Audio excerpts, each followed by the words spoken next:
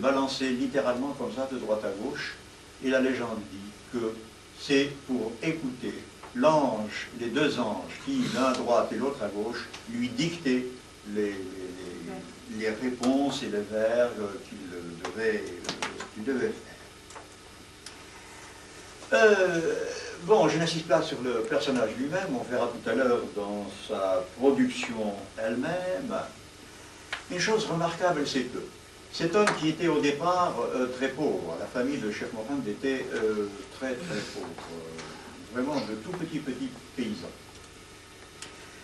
va finir par créer dans ce petit bourg de Tarqa qui s'appelle Aït Ahmed, va finir par créer à Aït Ahmed une espèce de cité idéale, telle que, enfin idéale dans la mesure du possible, telle que il se l'imaginait, telle qu'il la voulait au fond de lui-même. Cette cité n'est pas du tout une espèce d'appendice, ce n'est pas un épiphénomène, ce n'est pas un petit détail dans la vie du cheikh. Je crois que c'est quelque chose de tout à fait fondamental, parce que le cheikh a essayé d'inscrire par terre, sur le sol, l'idée qu'il avait de ce que doit être une cité idéale. C'était un grand bâtisseur. Il a eu un maçon qui s'est occupé de ses constructions pendant 20 ans, tous les jours, été comme hiver.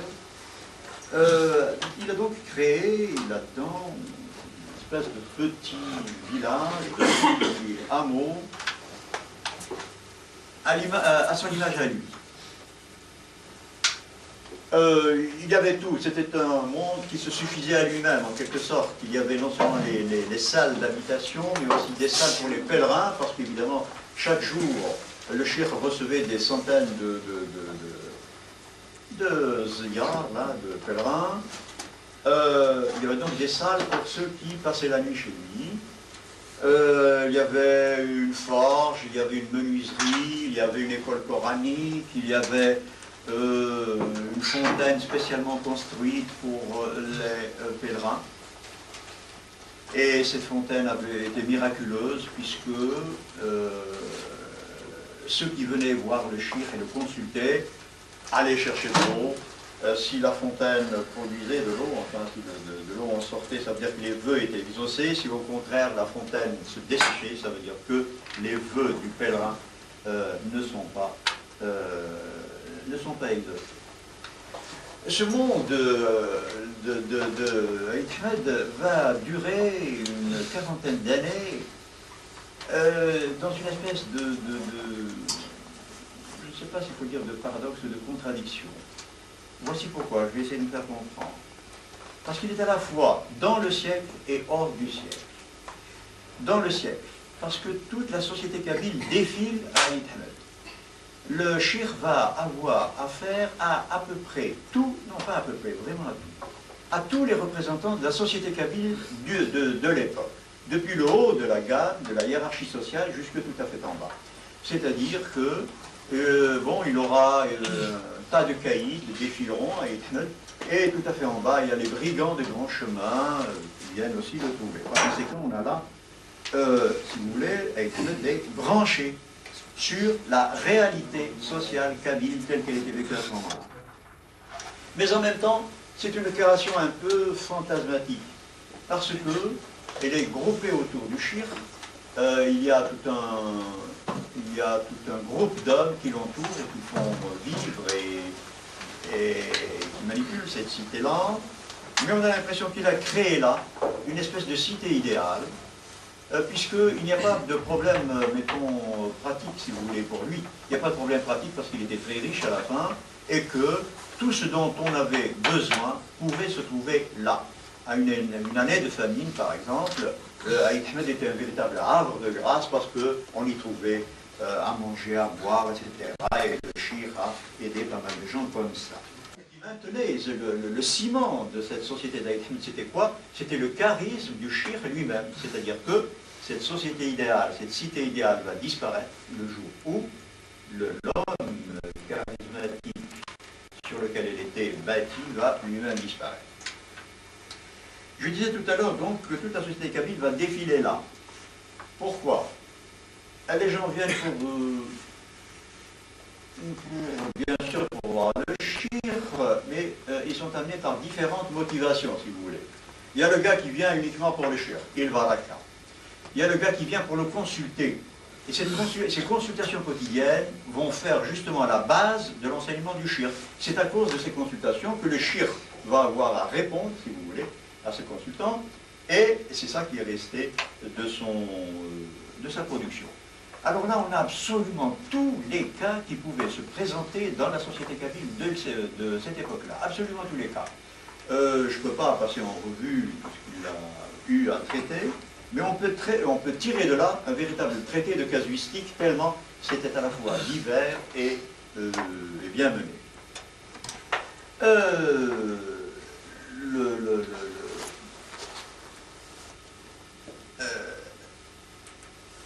Le corpus, si vous voulez, des réponses que le shir va offrir à ses consultants, c'est cela, la production. Pas seulement poétique, parce qu'il est répondu en prose aussi, du shir. Et c'est celle-là que maintenant nous allons essayer de présenter. Je crois que, non pas je crois, je suis sûr, dans cette production il y a deux parties. Il y a deux types, si vous voulez, qui sont très différents l'un de l'autre. Le premier type, c'est celui de Cheikh Mohammed en tant que chef de confrérie. C'est-à-dire qu'il est obligé d'assurer un certain rite. Les confrères, les khouans qui sont autour de lui, ont des cérémonies pendant lesquelles, par exemple, il loue Dieu, il rappelle le nom de Dieu, c'est ce qu'on appelle le dhikr. Et dans ce dhikr, vous savez très bien, puisque maintenant encore ça se passe comme ça en Kabylie, les khouans rassemblés chantent des litanies,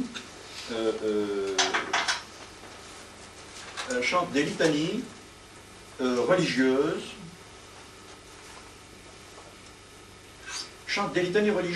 sur une forme qui a fini par être stéréotypée. C'est une forme conventionnelle, quoi, classique. Qu'est-ce que c'est que cette forme conventionnelle et classique? Ce sont des sizains, c'est-à-dire des petits poèmes de 6 vers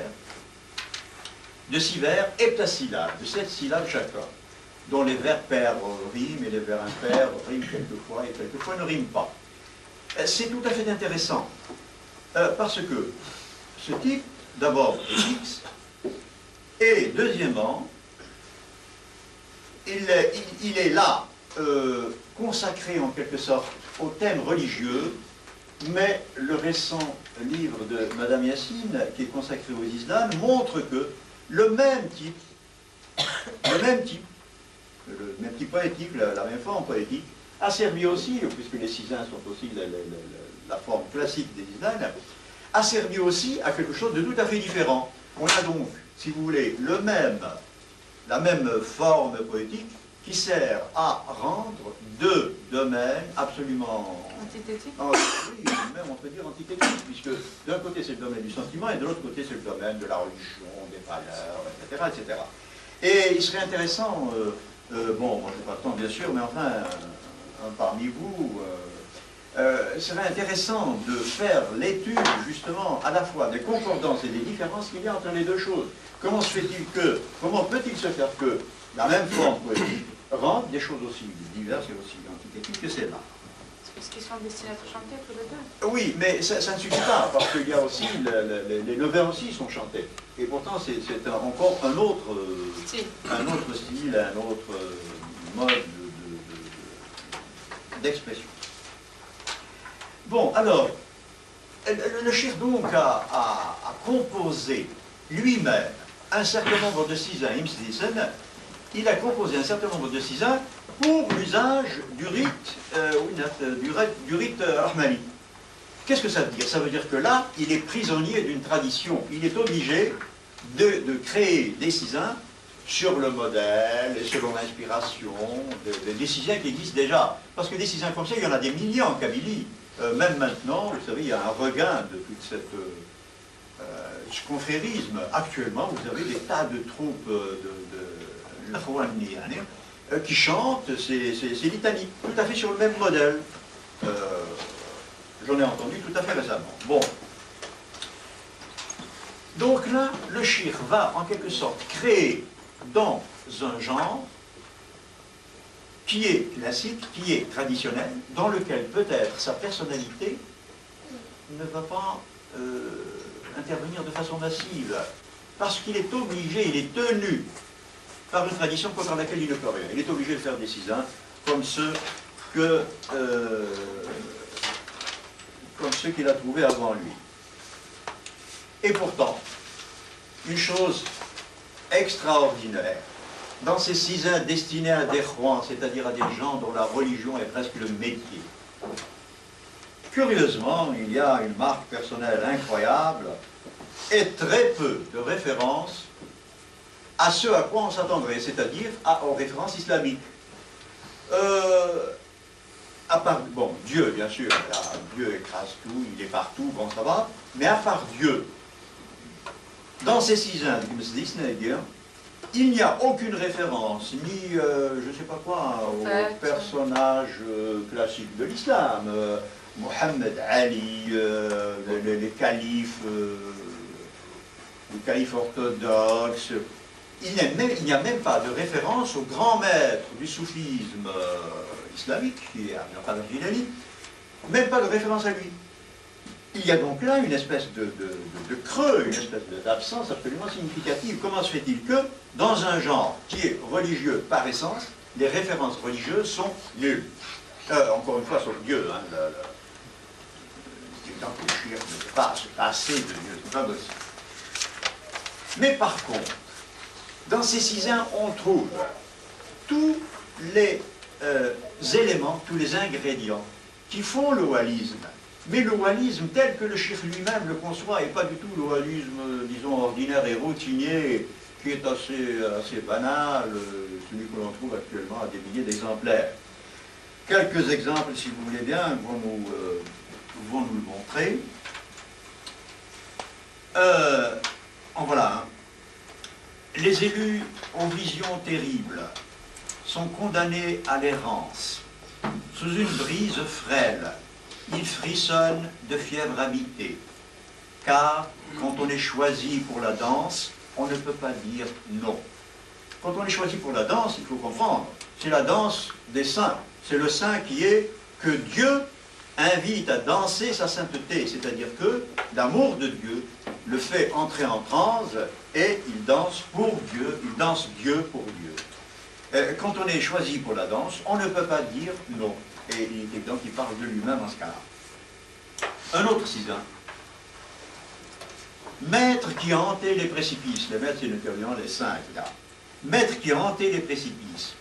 Vous, dans les visions effraies, vous alignez vos rangs debout. Ça, c'est un truc confrérique, là. Les saints se mettent comme les prieurs, comme les gens qui font la prière, comme ça, en rang. Vous alignez vos rangs debout. Vous comptez le monde pour rien. Car avec Dieu, point de crainte, la foi naïve triomphe du calcul rusé. Et tout à l'heure, nous allons revenir sur cette foi naïve qui triomphe du calcul rusé, car ça va être un des instruments que le shir va employer pour à la fois combattre le siècle et le prendre en charge. La Kaena n'est pas un personnage totalement légendaire. C'est surtout un symbole. On avait parlé à un moment donné de la Jeanne d'Arc berbère. En fait, la Kaena était une princesse de la tribu des Djerawa, qui est une tribu zénète d'ailleurs, dont nous avons parlé tout à l'heure, qui occupait le sud de l'Aurès et les Nemenchas. Et pendant un certain temps, elle a vraiment organisé la lutte des Berbères, des Africains, contre les Arabes au moment de la conquête. Cela se passait au 7e siècle, n'est-ce pas? Elle est morte aux environs de 700, c'est-à-dire un an après la fondation de Tunis, d'ailleurs, et on peut considérer que la mort de la Kaena marque vraiment la fin de la résistance organisée des Berbères. C'est ce que l'on dit généralement, mais moi j'ajouterais des Berbères dans l'est du Maghreb, parce qu'on ne sait pas du tout ce qui se passait en Oranie et au Maroc. Et est-ce qu'il reste des textes de cette légende, de ces contes, et sur lesquels on travaille? Il y a des traditions orales, mais c'est quand même... la Kaina n'est pas extrêmement populaire. C'est plus connu des historiens ou des gens frottés d'histoire. Je ne pense pas, ça, je pourrais poser la question à Mamri ou à Saïd Chaker.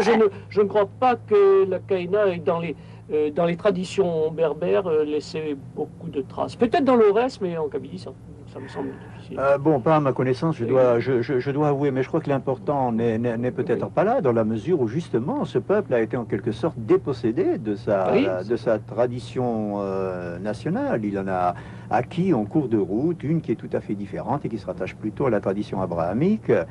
C'est très bien, mais il faut ajouter quand même une chose, c'est que cette Kaina redécouverte en quelque sorte par l'intermédiaire des chroniques, Ibn Khaldoun en particulier en parle tout au long, là, est maintenant vraiment assumée par tous les Berbères où qu'ils se trouvent comme étant effectivement une héroïne nationale.